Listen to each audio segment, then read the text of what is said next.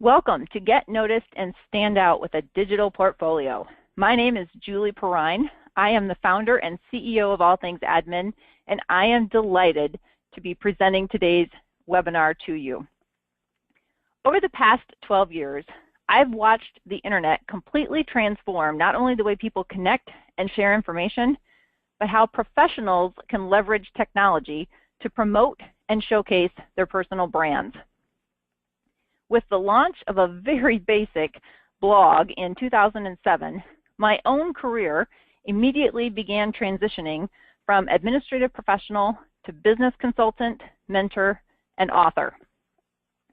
I became a regular contributor to several international and national publications and blogs, and have now spoken at conferences throughout the US, Canada, and the UK. And today, I'm going to show you how you can more strategically leverage the power of the web to create a strong web presence, showcase your personal brand, and open doors to career opportunities that are waiting for you. Whether you're job seeking or gainfully employed or simply trying to make a name for yourself, a professional portfolio is a vital component of your career toolbox.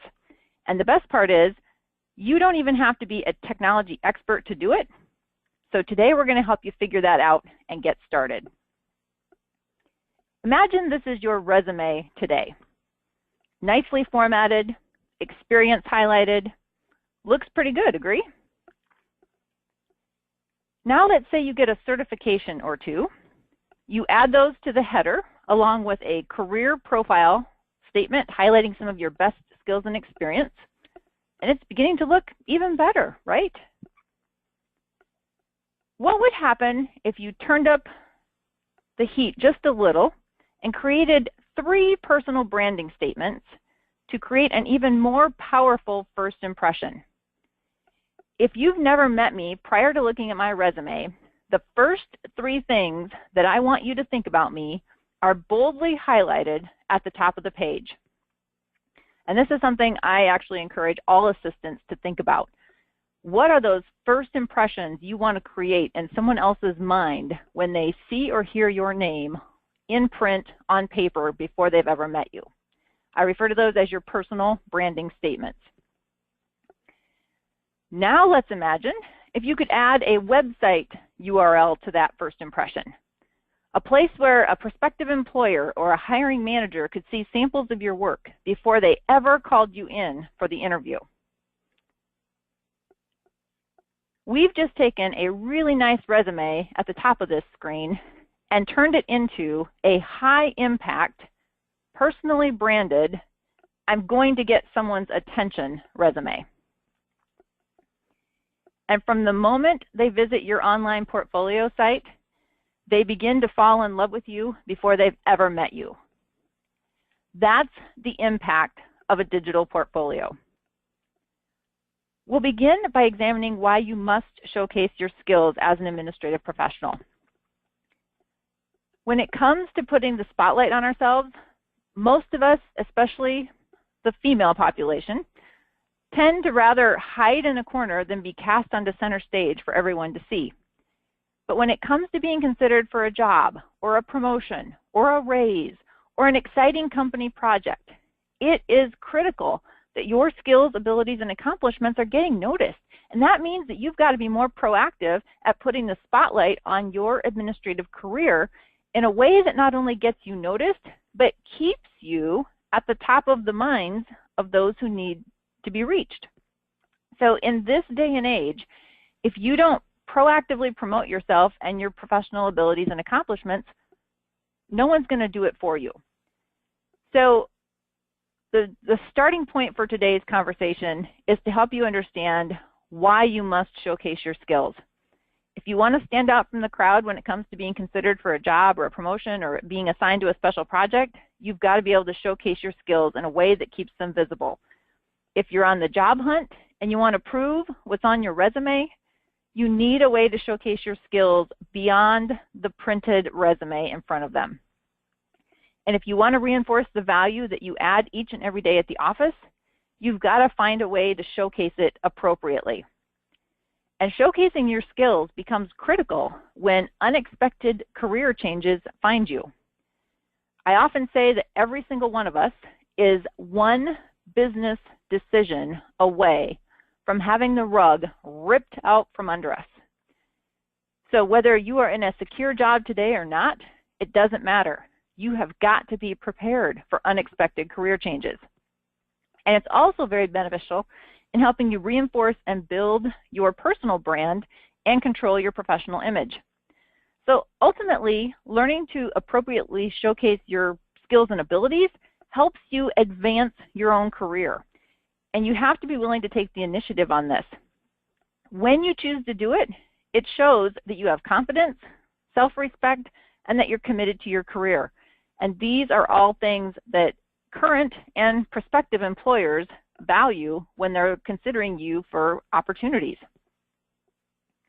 There are also numerous benefits to boosting your visibility at the office. Specifically, if any of these things pique your interest. Are you looking for more recognition of your contributions and accomplishments? Would you like to improve your annual performance review scores? Are you hoping for a promotion sometime soon? Maybe a raise to accompany it? Would you like to be considered for some of the special projects your team is working on? Or maybe it would be awesome if you knew that you were being purposefully developed for a higher level role as part of a succession plan within your company.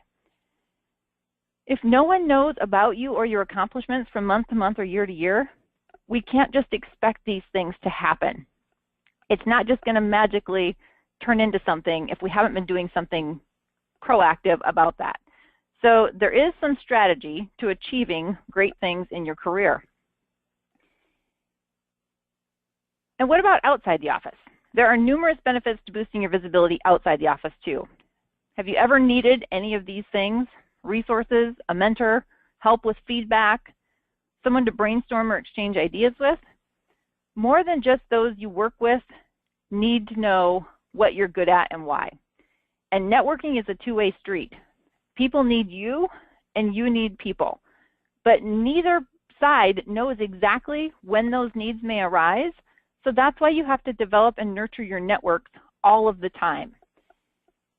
The last time you really needed help, who did you ask? Most likely, it was probably someone you had a strong connection with, somebody you knew well and trusted. So whether you're looking for the answer to a travel planning question for your executive or trying to find the best resource for an event that you're planning, or just putting feelers out for a potential job search, you need to have a strong personal and professional network to tap into when you need it the most. And you need to be known as a go-to resource for the things that you excel at. So this is a positive thing for you personally and professionally in countless ways. So in order to showcase your skills, you have to know how to package and do it. And that's what we're going to talk about. The great news is there are several ways that you can boost your professional visibility. There are 3 tools in particular that we're going to talk about today: a print portfolio, a social portfolio, and a digital portfolio. And together, these 3 tools create what I refer to as a comprehensive professional portfolio strategy. Even if you only choose to implement one of these key strategies, your career will benefit from it. And the great part is that when you start with the print portfolio first, you have a lot of the work already done for creating your social or digital portfolio versions.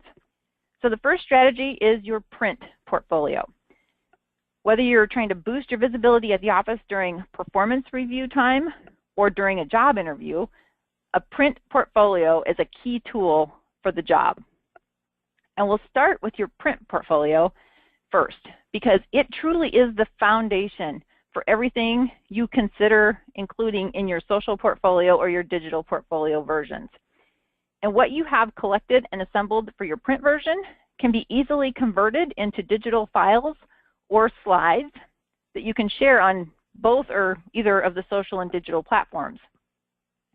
So for your digital versions, you don't necessarily need to include as much content as you're going to showcase in your print version. You're only going to pull the best of the best out for your digital version, but you can use components of each section in some way.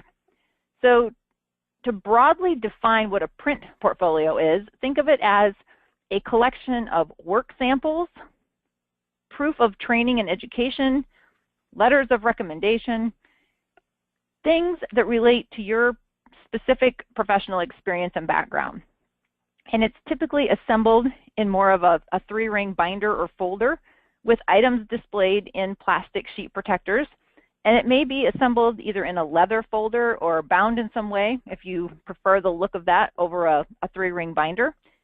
But let me show you just a few examples of things you might consider including in your print portfolio that can then also be converted into samples for a digital version that we'll talk about here in just a moment. Writing samples or documents that show how you logically organize large amounts of data. I have a lot of people ask me when it comes to portfolio development, how do you share things like this without compromising confidentiality or company proprietary information? This is one great example. This is from my husband's professional portfolio. And you can see that we have black, well, in this case, put green blocks over the information that was not appropriate to share. And he also took specific company names and changed them to ABC Life Insurance Company or XYZ Life Insurance Company. And then everything else about what he is sharing here is actually information you can find on state regulatory websites that he was dealing with here in the United States for this particular project. So it showed how he pulled a lot of information together, organized it in a written format in this letter that he was sending out, and it became a great work sample that he could include in his professional portfolio. Work samples of before and after screenshots of documents that you've created or improved. This is one from a prior work example. On the left-hand side was an invitation someone had sent to me and said, can you help us turn this into something appropriate for sending out to our clients? And I looked at it and I'm like, it's okay, but I thought I could improve it or make it a little easier to read in some areas. And everything was in italics and the same type of font. So I'm like, I just need to change this up a little bit and see if I can make it a little more professional looking for the purpose we were using it for. So what I did to it after is the screenshot on the right-hand side. Now, you can see here I just blacked some things out because I was in a hurry. If I were doing this again today, I would probably just change those things to generic information that wasn't company proprietary. But it still shows the original, the before, and the after version of this particular work sample. Pictures from events or meetings that you've coordinated. Most of you are carrying around a very high-powered camera on your smartphone, so start putting it to good use. You know, showing the sequence of setting up for an event or the final layout of something that you've pulled together. This in particular happened to be a book launch party that we were doing with my team, so we just grabbed some pictures of it quick.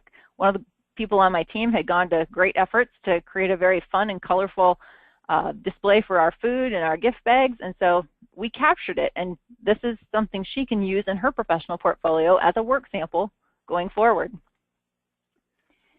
Sample office procedures that you've developed. A lot of the things that we write down or capture in a procedure are not confidential. You know, how to order the office supplies is not confidential. You take out the website, the login, and the password, but the basic steps involved in doing it from there are probably not anything that's rocket science to anybody, but it does show that you have the ability to organize things, to put step-by-step instructions together. It's a great work sample that you can use. So a lot of the procedures you may already have in your procedures binder are things you can look at ways to potentially use for portfolio uses. How many documents have you created to either capture research or to create a form or a template for something? In this particular case, I used to do a lot of research for trade shows that my company wanted to consider. So I created this table in Excel, and I would put the name of the event across the top, and then all of the details about what I was researching about it went below it. And then we could compare multiple events side by side in this document. this was a good work sample to include in my professional portfolio. Now, one of the things I'll talk about with portfolios is having a work sample is one thing, but adding a little bit of description about how you used it or why it was important for the project that you were on can give it a little more depth as to why you've included it. And these are good things for you to have in both your print portfolio as well as some of the samples you post potentially on your social or digital portfolio as well. Forms, templates, and checklists that you've developed. I don't think there's a job that I've had throughout my career that I didn't develop or create something to help me keep details organized for event planning, for site visits, for board meetings. What are some of those things that you've developed that would be great samples to include? Pull them out and stick them in a folder so you have them ready. Personality type or strengths-based inventory profiles. One of my favorites is the Strengths Finder 2.0 book by Tom Rath. And this comes with an assessment that helps you identify your top 5 strengths. This type of information is awesome for helping you create summaries for your resume, profiles for your social portfolio on LinkedIn, introductory bio information for your digital portfolio online. So this is a great tool, and I encourage you to include a print copy of it in your print portfolio when you're doing annual reviews or interview uses for this. Another great tool is the Standout Assessment by Marcus Buckingham. This combines strengths with how you add value and bring those to the team in the workplace. So again, some great verbiage for you to use in your resume, in your cover letters, in your LinkedIn profiles, and on your digital portfolio site that you ultimately develop. And what I love about the print version of your professional portfolio is it allows you to market your capabilities in job interviews or performance reviews with lasting visual impact. It really creates this visual story of your career highlights. And if you think about it, you remember pictures and images much better than you remember words on billboards. So this is the same analogy that I want you to think about as you're sharing your skills and abilities with others. How can you paint word pictures with work samples? So it becomes a powerful sample of your work product in itself, because what better way to show your creative side, your PowerPoint skills, your organization and presentation skills than putting this professional portfolio in print version together. The second type of portfolio then is the social portfolio. And the most common social portfolio right now is LinkedIn.com. But you can use Facebook, Twitter, Pinterest, lots of other types of social sites for similar purposes if you prefer those platforms better. It just depends on what audience you're trying to attract or connect with and where they hang out or search for candidates. And to get started with LinkedIn, you just simply go to the website and create an account and start inputting data from your resume as a starting point. There are several components and features of LinkedIn where you can actually add work samples, you can upload documents, you can connect a slideshow, and you can add specific features to your profile to showcase your skills and abilities. These are some things that if you got a LinkedIn profile set up 4 or 5 years ago, some of these things didn't exist then. So if you haven't been into LinkedIn within the last 3, 6, 12 months and looked around and refreshed your profile there, I strongly encourage you to do that. And then I really encourage you to look at where you can use LinkedIn more strategically for developing your social portfolio. If you don't know where to begin with social media in particular, or you don't know where to begin with your social portfolio, LinkedIn is the first place I encourage admins to get started. If you aren't yet on LinkedIn and you are interested in developing and advancing your administrative career, you really need to be here. But let me just show you a few statistics as to why I feel so strongly about LinkedIn and the impact that it can have on your career opportunities. A few years ago, an online recruiting software company that's based here in the US started doing an annual recruiter survey. and I've been following them pretty closely now for about 5 years. And each year, the numbers and information that they report continues to intrigue me. They don't report the exact same data year after year. They kind of keep adding to the picture. If things aren't changing significantly numbers-wise, they're kind of looking at different aspects of this. So the data and the numbers that I'm going to share here with you come from their 2015, 2016, and 2017 reports that kind of paint the fuller, broader picture of what's happening. In 2015, they reported that only 4% of recruiters were not using social media in their recruiting process. 4% weren't sure, but 92% were. And of that 92%, 87% were using LinkedIn, 55% were using Facebook, and 47% were using Twitter. Now, some of the other things like Vimeo and Tumblr and Pinterest and Periscope and Google Plus and all these different tools were also being used. You can see numbers there. But LinkedIn, Facebook, and Twitter, typically considered the big three for social media, you can see are right there at the top with very clear numbers. If you don't already have a LinkedIn profile created for yourself, and even if you don't do anything else with social media, this is why you may want to rethink that strategy, along with a few other reasons that I'll share here in just a moment. After referrals, recruiters find their best candidates through social and professional networks, and then intern to hire programs. So I think we've all realized over the course of our careers how valuable our own professional networks are to our career success.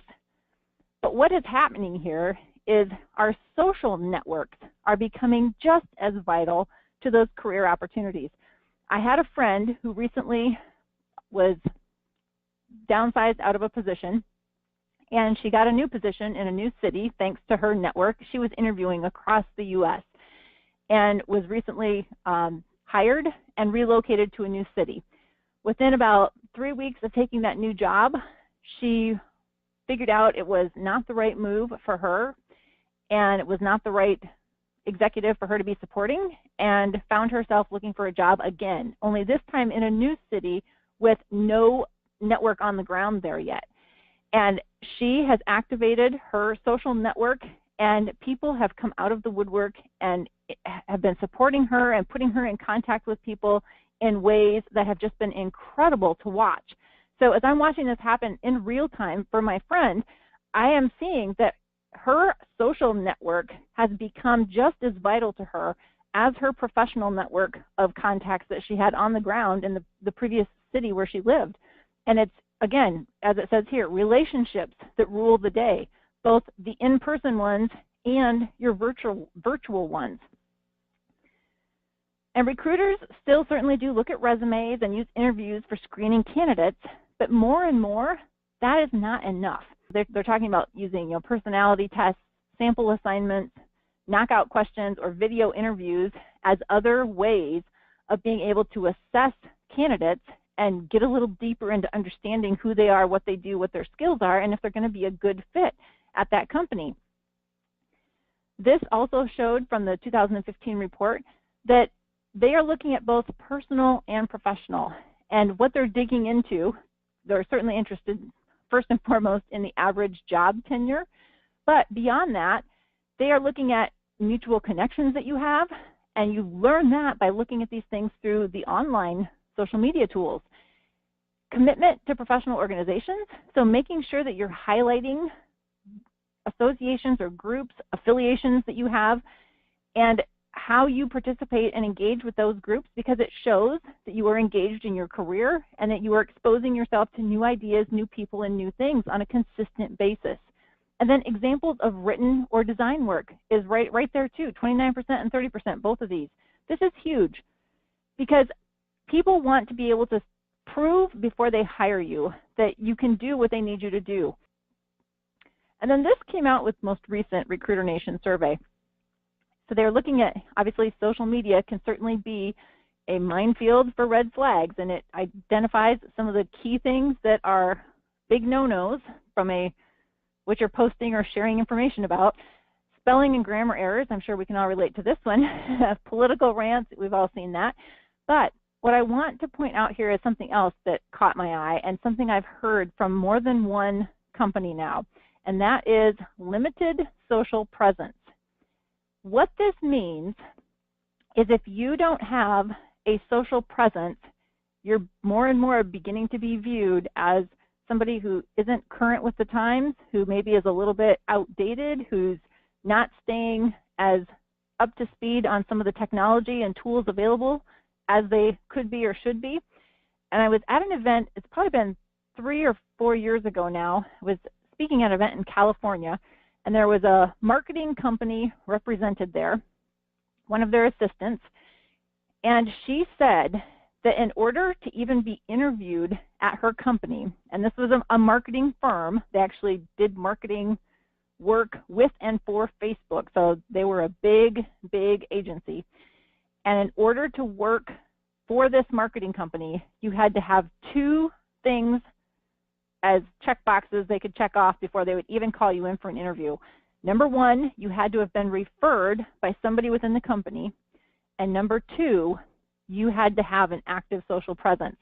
If you did not have a Facebook profile and a LinkedIn profile, you were removed from the qualifications list, because that told them that you weren't relevant in the 21st century work world that they are engaged in. So a limited social presence is now becoming one of the things that can hurt you versus people being scared that it could possibly hurt them in other ways. Well, not being there can also do the same thing now, potentially. But what I did think was cool was they're saying, so what is a positive sign on social media? Again, examples of written or design work, 65%. So we're talking digital portfolios, professional portfolios, things that can prove in print or visibly that you have the skills you say you have and that you can give them demonstrated proof of that. Engagement in volunteering, mentoring, or nonprofits was at 63%. Again, this is something that you can highlight and showcase in your social and digital portfolios. Mutual connections, which you'll find very much, is very much easier to make visible to someone through a social network than it is to just say, hey, you know, we know this person, or we both have this common connection here. These are the things that people are using the social sites to figure out in advance. And then finally, these are some of the more subjective traits that can make or break a hire. And we'll talk more about this in just a moment, but conversation skills are huge here.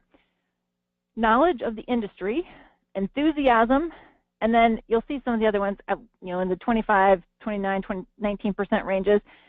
All of these, in my opinion, come together to create some documented proof of why it's important for you to be active, both in social networking sites like LinkedIn, but also to be proactive about how you create that digital footprint that people are finding when they go to search for you online. Because some of the strategies we'll talk about, even with blogging, are huge ways that you can demonstrate your knowledge of the industry, your knowledge of your profession. And if you're blogging, that shows a certain level of enthusiasm about what you're doing also. And when you are actively engaged in those types of activities, you naturally are going to be more comfortable talking about those things when you're in an interview situation. So all of this comes together to help strengthen the first impression that you make when somebody sees your name, looks at your resume, or comes in contact with you digitally first, a lot of times nowadays, before they meet you face-to-face, in person, whenever that opportunity presents itself. So that brings us to the third component, which is the digital or online portfolio. To define it broadly, an electronic professional or digital portfolio includes a collection of the same work samples, proof of education and training, and professional work samples or experiences that you have showcased in your print portfolio, except these are displayed or shared in a more dynamic web-based format, which may also include some graphics or downloadable files, or even audio and video components if you are so inclined. And it gives you an entirely new platform where you can share your career accomplishments in ways that may not be as practical for you to do on paper or in a resume alone. And the primary difference between your print version And your electronic version of your portfolio is this one is created in an internet-based technology, so it's easy to share with others. And it's typically only the best of your print portfolio. It is not an exact replica of each page, because what happens if you do that is it makes it harder for people to navigate. There's just too much information, and so you want to pique their interest, give them the best 1 or 2 samples of each section, and give them reason to call you in to see the print version and to talk to you in person and to learn more about you in that face-to-face interview.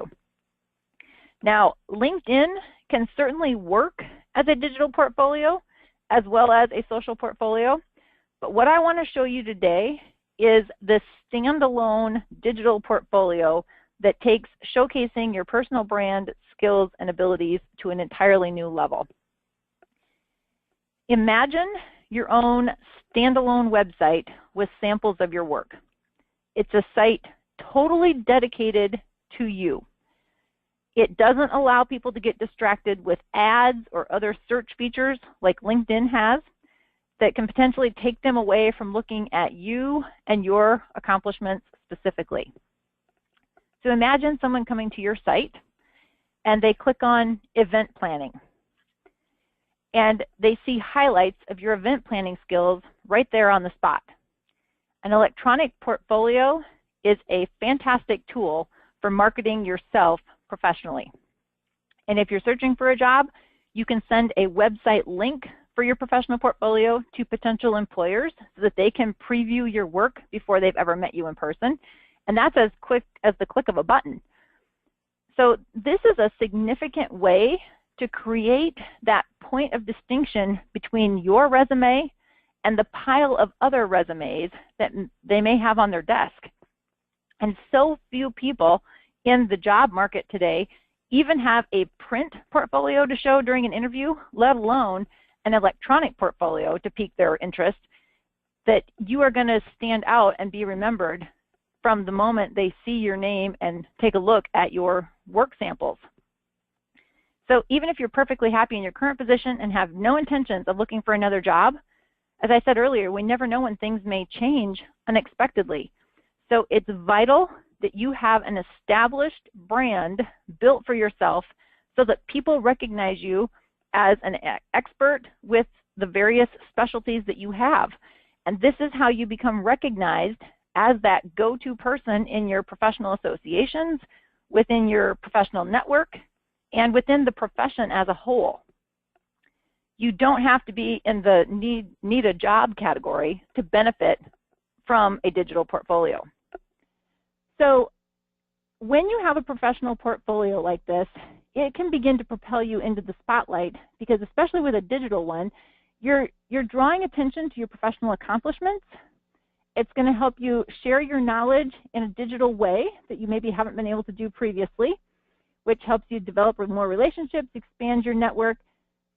As we talked about before, builds that know, like, trust factor with others, and you're going to begin to appear in search results more so than if you don't have these tools and you're not showing up in posting and publishing new content on a more consistent basis.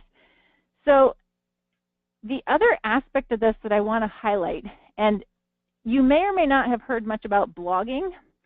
It may not be something that you have a definite interest in or know that much about. All blogging is posting ideas, tips, strategies. They can be a paragraph, they can be a whole article's worth. Posting it to a web page, and what those blog posts do is they just appear one after the other, the most recent one on top typically. Think of it like a newspaper with the oldest news at the bottom and the freshest news at the top. And this is a way for you to actively do something on your website on a consistent basis, or on your digital portfolio site, which is the same as a website, which again is helping establish you as an expert in what you do and showing that deeper industry knowledge that you have within the profession, within the specific industry that you support, demonstrates those specific skills that you want people to see and know about, And at the same time, you are showing your initiative and creating something like this to proactively manage and project who you are as a professional. And all the while, creating a tangible work example in itself.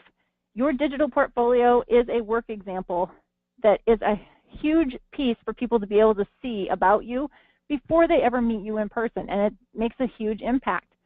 So this slide we looked at earlier with the subjective traits that can make or break a hire, knowledge of the industry. You can demonstrate that very aptly with blogging. You can also do it with some of the work samples and things that you share on your digital portfolio or your LinkedIn profile sites. 19% said portfolio. They're talking probably print in particular, but your print, social, and digital portfolio strategy as a combination is a surefire winner. I could share lots of case studies of people I've helped with this, my husband in particular, myself, several very close friends, and it makes such a huge impact when you can show work samples to somebody in an interview, which, as you can see, creates an added level of enthusiasm, both for you but also for the interviewer, because they get excited about bringing you back in to introduce you to the rest of the team for rounds 2 or 3 if they go that far with interviewing.